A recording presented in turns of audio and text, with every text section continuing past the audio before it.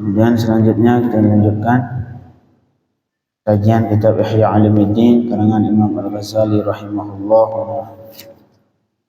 Masih menyangkut tentang fadilah al-khusyuk. Fadilah khusyuk dalam salat. Arti khusyuk, hati fokus dengan yang sedang dilakukan ataupun pikiran fokus dengan salat yang sedang dilakukan, dan anggota badan yang lain, tangan, kaki tidak sibuk dengan yang lain selain kelakuan salat. Jadi Imam Al-Ghazali dalam hal ini menyebutkan beberapa hadis dan beberapa ayat yang menyangkut tentang fadilah al-khusyuk, fadilah khusyuk dalam salat. Qala al-Imam rahimahullah wa nafa'ana bihi wa bi'ulumihi fid darain amin.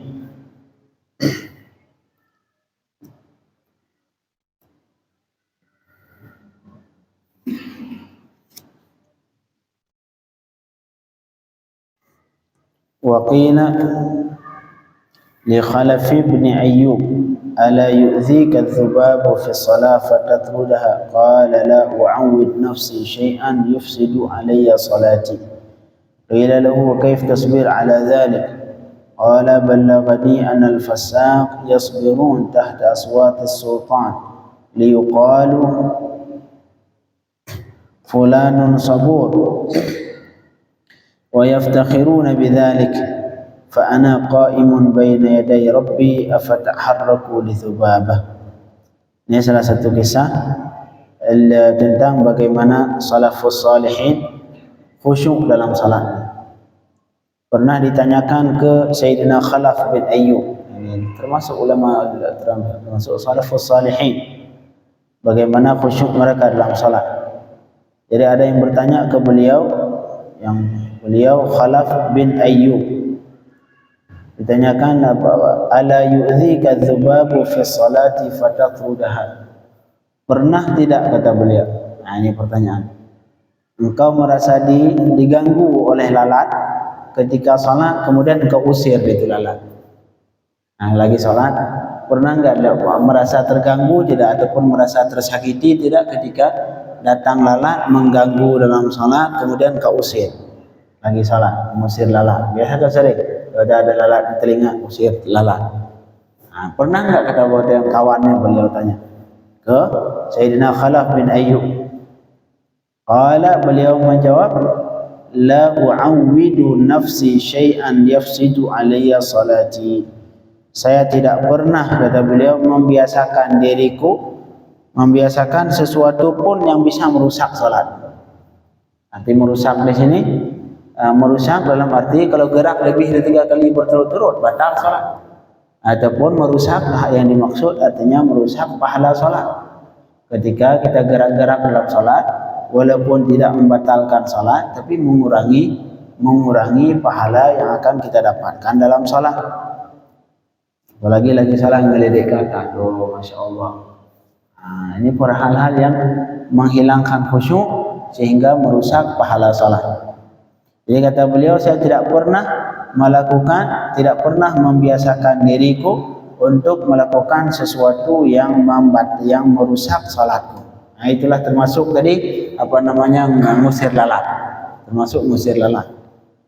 Kata kemudian ditanya lagi, kaif tasbir la ala dzalik? Bagaimana engkau sanggup untuk sabar tidak mengusir lalat? Lalat di telinga, kemudian biasanya soalnya di negara Arab itu kalau lagi musim lalat, ya subhanallah, banyak benar lalat. Banyak benar. Lagi salat itu di telinga, di hidung, di mana-mana dia mampir deh. Akhirnya kata ditanya, kaif tasbir ala dzalik? Bagaimana engkau bisa sanggup untuk sabar tidak ngusir lalat lagi salat? Lagi salat ada datang enggak ngusir, enggak sibuk sama lalat. Kalau kita mah sibuk, nyamuk apalagi nyamuk, pukul nyamuk, sibuk. Lagi salat kayak lagi kerja. Ini kata beliau, kau sanggup sabar tidak mengusir lalat, padahal lalat itu mengganggu loh, gatal, ganggu benar dia lalat. Jawaban beliau, qala balaghani annal fusaq yasbirun tahta aswatis sulfan. Itu orang-orang fasik itu, kata beliau, orang-orang ahli maksiat bagaimana mereka sanggup sabar di bawah pukulan sultan. Itu biasanya budak-budak sultan. Budak-budak sultan, orang tunduk ke sultan. Giliran dipukul, enggak ngomong dia, enggak sama sekali. Enggak ngejawab, tenang di depan sultan walaupun dipukul. Depan raja, walau dipukul bagaimanapun tenang dia. Enggak goyang, enggak sama sekali. Ataupun kalau kita bertemu dengan presiden, kalau kayak tentara, enggak goyang sama sekali. Mau lalat, mau nyamuk, enggak ganggu sama sekali. Itu mereka sanggup, padahal depan sultan, padahal kalau lagi upacara ataupun lagi menghadap seorang sultan, menghadap raja, menghadap presiden, sanggup mereka bertahan, tidak goyang sama sekali. Nah, kalau apalagi yang jaga-jaga presiden, yang tentara samping presiden, itu mau nyamuk, mau lalat, dia tetap kuat, sabar. Liyuqal, mereka itu sabar untuk tidak terganggu dengan lalat sama sekali, supaya mendapatkan gelar fulan sabur. Itu si fulan itu sangat sabar, sanggup dia bertahan, tak goyang sama sekali ketika bertemu dengan raja.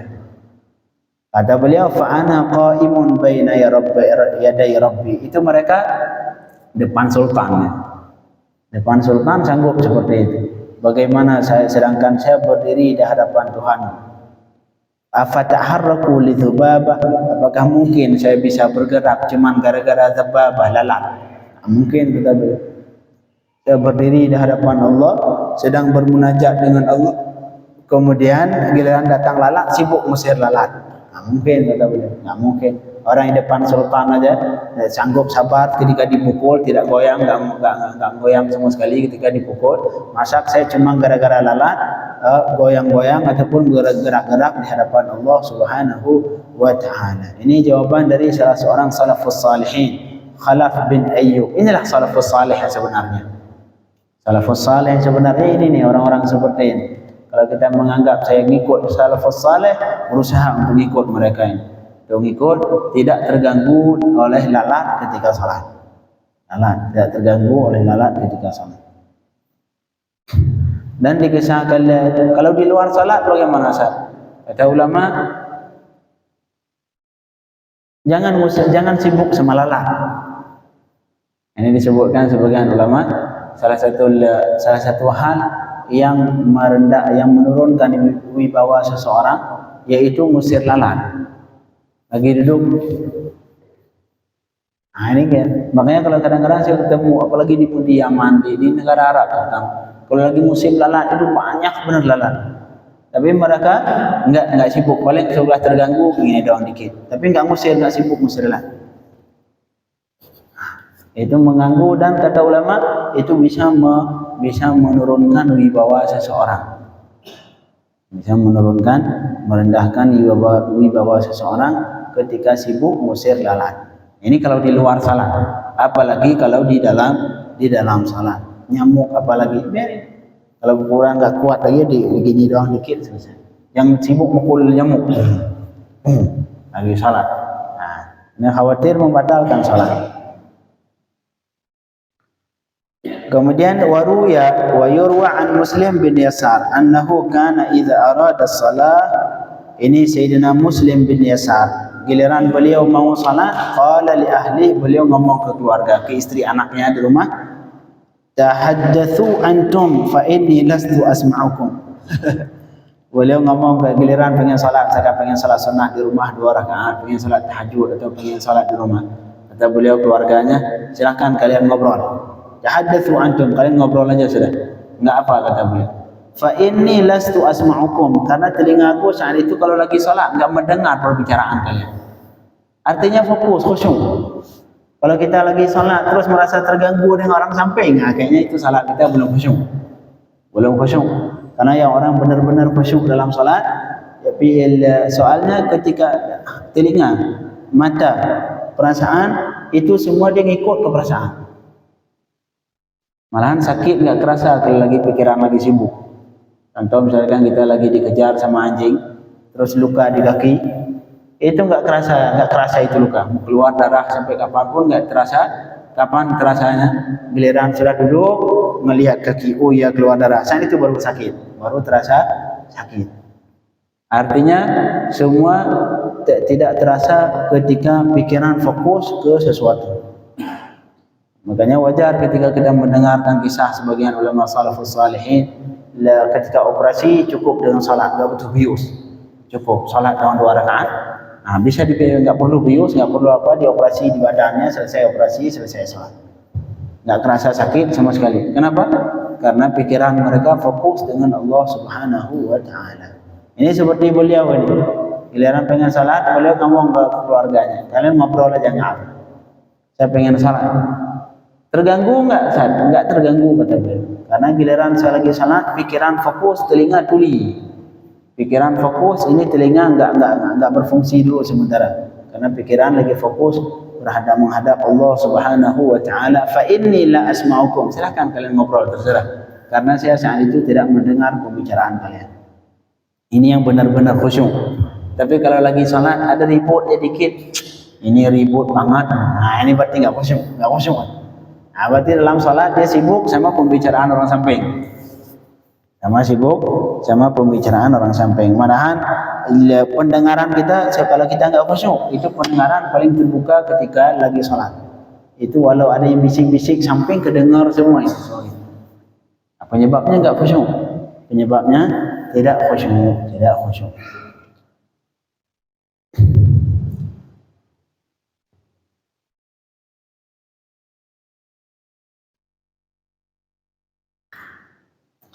Malahan itu Sayyidina Muslim bin Yasar juga dikisahkan annahu kana yusalli yawman fi Jami' al-Basrah.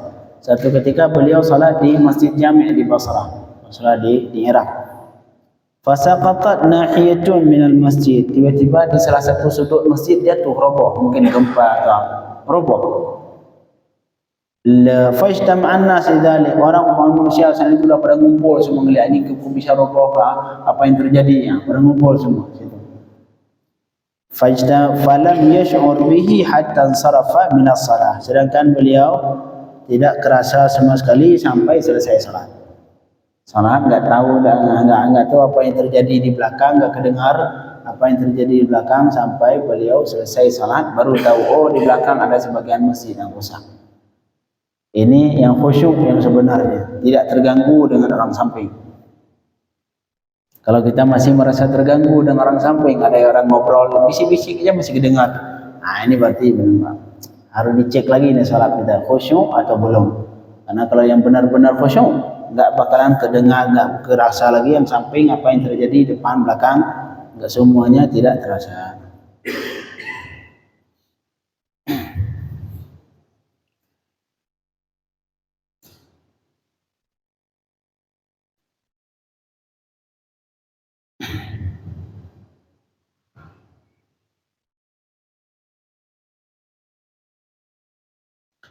Diriwayatkan dari Ali bin Husain. Ini Sayyidina Husain, beliau punya anak Ali Zainal Abidin. Anak Sayyidina Husain. Yang para habaib Indonesia ini kebanyakan sambungnya ke beliau ni, Ali bin Husain. Ali Zainal Abidin. Salah satu keturunan Rasulullah yang selamat ketika perang Karbala. Ini beliau Sayyidina Ali bin Husain, Sayyidina Ali Zainal Abidin. Ini diriwayatkan Sayyidina Ali annahu kana idza tawadda. Ini Sayyidina Ali bin Husain, Sayyidina Ali Zainal Abidin, giliran beliau ketika beliau berwudu, isfarra launuhu, pucat muka. Jadi warna badan beliau jadi warna kuning, artinya pucat. Fayaqulu lahu ahlu, keluarganya bertanya, ma hadzal ladzi ya'tadika 'inda al-wudu? Ini apa yang terjadi? Ketika giliran setiap berwudu siap seperti ini, setiap berwudu kuning warna, artinya pucat. Badan beliau pucat, berubah warna. Fayaqul, beliau menjawab, atadruna baina yaday man urid an aqum? Apakah kalian mengetahui di hadapan siapa saya akan berdiri sekarang? Jadi beliau ketika berwudu berubah warna badan. Penyebabnya karena takut menghadap Allah Subhanahu wa Ta'ala. Haibah, merasa takut ketika berhadapan dengan Allah Subhanahu wa Ta'ala sampai pucat itu badannya ketika berwudu. Inilah orang-orang salafus salihin yang harus kita ikuti, salafus salihin yang harus kita teladani. Fayaqulu, beliau menjawab, atadruna baina yaday man uridu an aqum, apakah kalian mengetahui saya ini bakal berdiri di hadapan siapa? Yaitu di hadapan Allah Subhanahu wa taala, yang itu mengakibatkan berubah warna beliau menjadi pucat karena sangat takut menghadap Allah Subhanahu wa taala.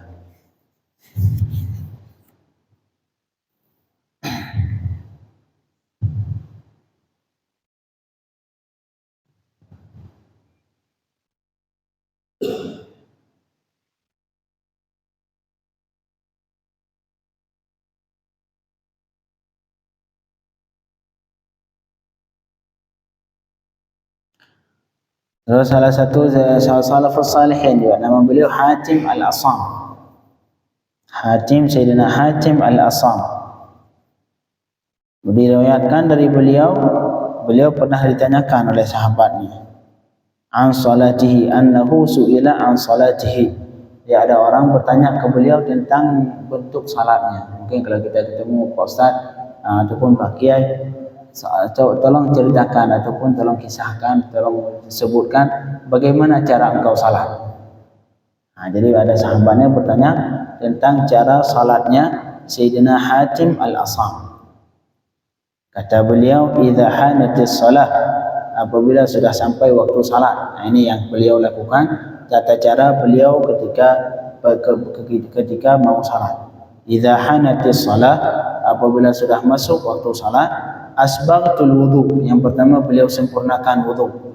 Arti isbaghul wudu artinya menyempurnakan seluruh rukun wudu dan menyempurnakan yang sunnah-sunnah wudu. Kemudian meninggalkan yang makruh dalam berwudu. Yang terakhir tidak melakukan hal yang membatalkan wudu. Ini empat disebutkan isbaghul wudu, menyempurnakan wudu. Kemudian wa ataitul mawdi' alladhi uridu salah fi. Selesai berwudu baru saya datangi tempat yang ingin dilakukan salat.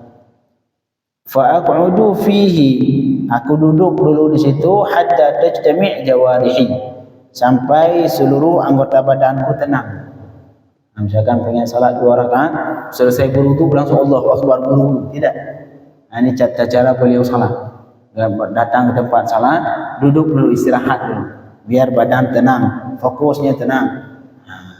Yang pertama, fa aq'udu fihi, aku duduk dulu sampai seluruh anggota badanku tenang.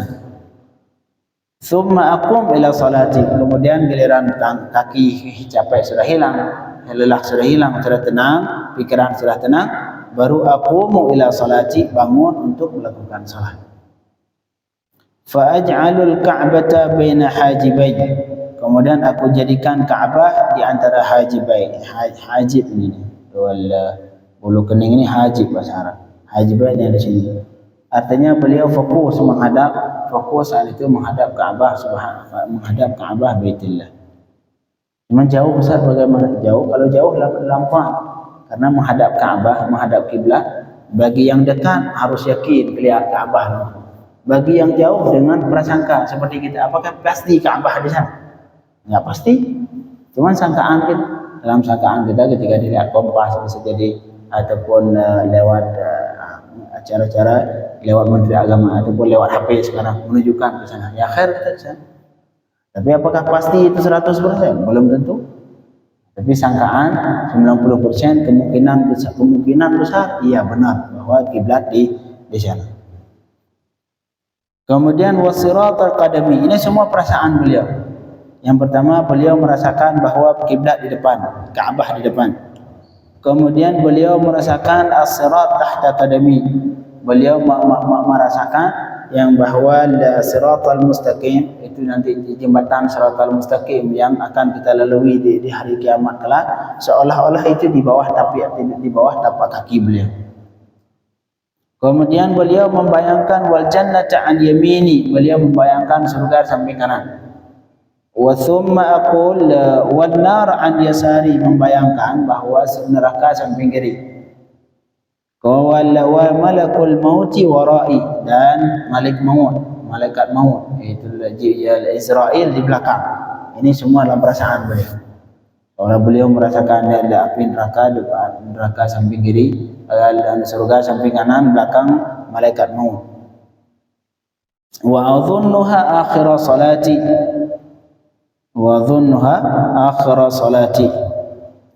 Kemudian thumma aqumu bainar raja'i wal khauf. Kemudian aqumu, saya berdiri untuk salat dalam keadaan raja dan khauf. Raja artinya mengharap bahawa salat kita diterima oleh Allah. Kita husnuzan ke Allah, ini salat saya bakal diterima insyaallah oleh Allah. Sedangkan khauf artinya takut. Takut kalau tidak diterima. Ini beliau antara dua ini seperti yang pernah kita sebutkan di halaqah pada sebelum. Dalam keadaan khauf dan raja. Raja artinya mengharap rahmat Allah, mengharap kasih sayang Allah sehingga salat kita diterima. Sedangkan khauf, takut ke azab Allah kalau salat kita tidak diterima. Jadi beliau ketika salat antara khauf dan raja. Kemudian wa ukabbiru takbiran bitahannun. Ini semua tadi sebelum salat. Jadi beliau membayangkan Ka'bah di depan, bayangkan malaikat maut di belakang, surga di samping kanan, neraka samping kiri. Itu semua perasaan beliau. Thumma wa ukabbiru takbiran bitahannun. Baru beliau takbir bitahannun dengan perasaan lemah lembut. Takbir santai. Kecuali ketika diangkat takbir tambah khusyuk lain. Kadang-kadang kita melihat sebagian orang Allah besar takbir, besar suara. Bagus, selama itu menarik hati beliau untuk bertambah khusyuk. Kemudian wa aqra qira'atan bitartil. Ini qiraah beliau tartil. Mana tartil apa? Qiraah yang jelas setiap hurufnya. Jangan baca qalin, jelas hurufnya. Ba enggak jelas, sin enggak jelas, mim enggak jelas. Ini bukan tartil. Tartil artinya membaca Al-Quran, membaca qiraah dalam salat dengan diberikan seluruh haknya. Contoh misalkan bismillah, yang pertama ba, kedengar ba, bi. Kemudian sin, bis. Kadang-kadang kita bismillahirrahmanirrahim, hilang semua huruf. Ini enggak sah. Kalau seperti itu bacaan enggak sah salat kalau hilang huruf. Bitartil artinya bacaan yang benar, yang sesuai tajwid, yang tidak merusak makna, Kemudian wa arka' ruku'an bitawadhu'. Kemudian ketika ruku' yang dibarengi dengan tawadhu', rasa rendah tawadhu' di hadapan Allah Subhanahu wa taala. Wa asjud sujudan bitakhasyu'. Dan kemudian aku sujud dalam keadaan takhasyu', khusyuk di hadapan Allah Subhanahu wa taala. Wa aq'ud 'ala al-warakil yusra. Kemudian aku duduk 'ala al-warakil yusra. Ini artinya duduk duduk tawarruk. Duduk bukan tawarruk, iftirash. Duduk iftirash, duduk atas kaki. Duduk iftirash. Kemudian wa afrush dhahra qadamiha. Wa afrush dhahra qadamiha wa ansub qadamil yumna. Ini seperti yang kita lakukan duduk iftirash. Bagian kaki kanan diangkat, kaki kiri kita duduk di atas kaki kiri. Kecuali di rakaat terakhir. Kecuali di rakaat terakhir sebelum salam, itu tidak, itu duduk tawarruk, duduk tawarruk. Kemudian wa atba'u hal ikhlas, dan aku ikuti salat tadi ikhlas kepada Allah. Tidak ada niat sama sekali selain Allah. Tidak ada niat pengen dapat pujian dari orang samping, tidak pengen niat semua. Tidak ada niat yang lain kecuali Allah Subhanahu wa taala. Thumma la adri aqbilat minni am la. Kemudian sampai seperti itu. Sudah seperti itu beliau lakukan, masih beliau la adri, saya tidak mengetahui apakah salat tadi diterima atau tidak. Artinya kita jangan teruni pasti diterima oleh Allah. Enggak juga. Artinya ketika selesai salat kita harus ada dua hal tadi, khauf dan raja. Khauf artinya takut, kalau enggak diterima bagaimana? Akhirnya kita terus memohon kepada Allah, ya Allah terima salat, ya Allah terima salat, ya Allah terima salat. Dan juga di samping khauf harus ada raja, harus ada keyakinan bahwa insyaallah salat saya bakal diterima oleh Allah Subhanahu wa taala. Jadi harus dari awal salat sampai selesai salat harus terus dibarengi oleh dua tadi, yaitu khauf dan raja. Khauf dan raja.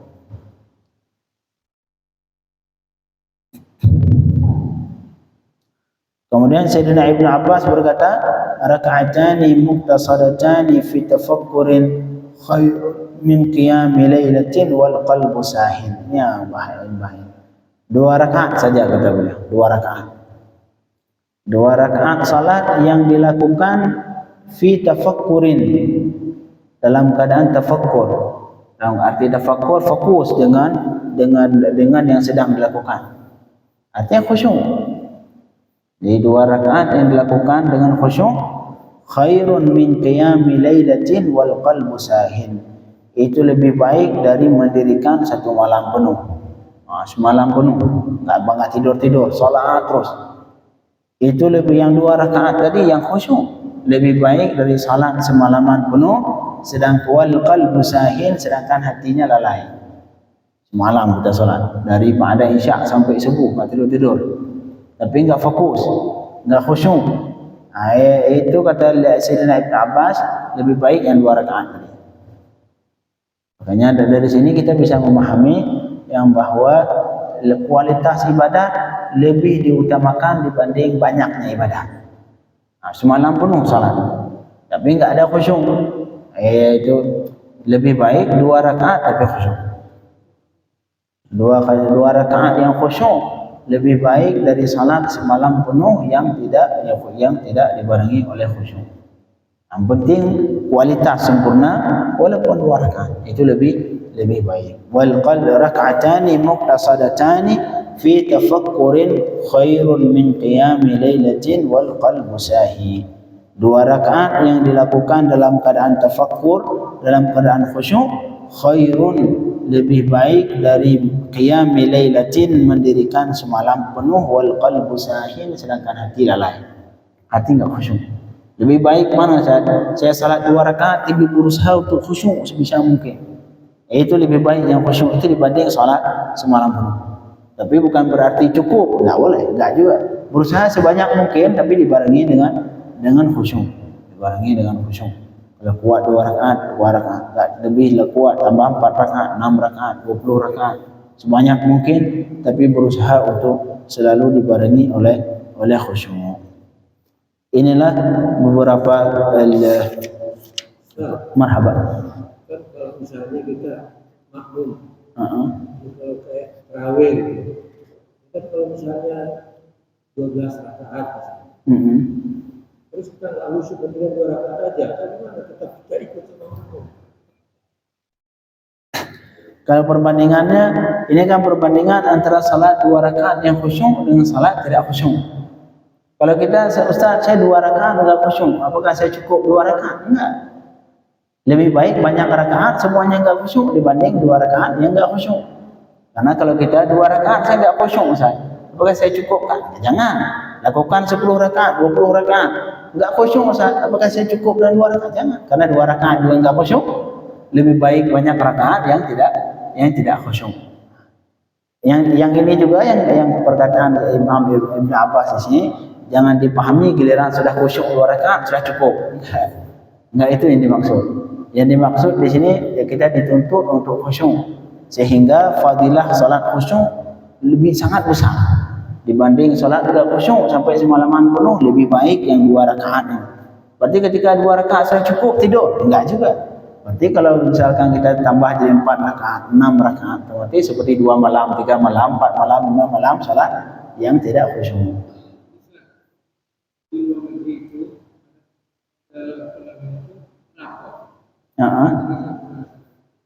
dapat nilai sama dapat usaha, nilainya beda. Nilai benar, jadi ada effort dan makhluk.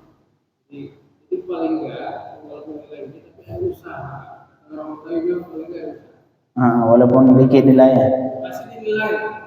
Insyaallah dinilai lah. Iya benar. Usaha menjadi khusyuk.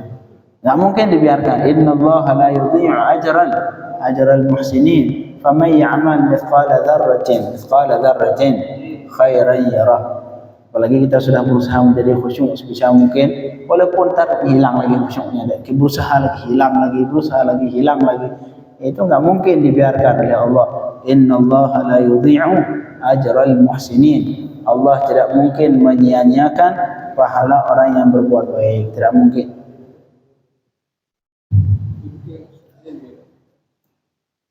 Subhanallah. Jadi inilah beberapa hadis dan beberapa ayat ataupun merupakan perkataan ulama salafus salihin yang menyangkut tentang khusyuk, yang menyangkut tentang fadilah al-khusyuk.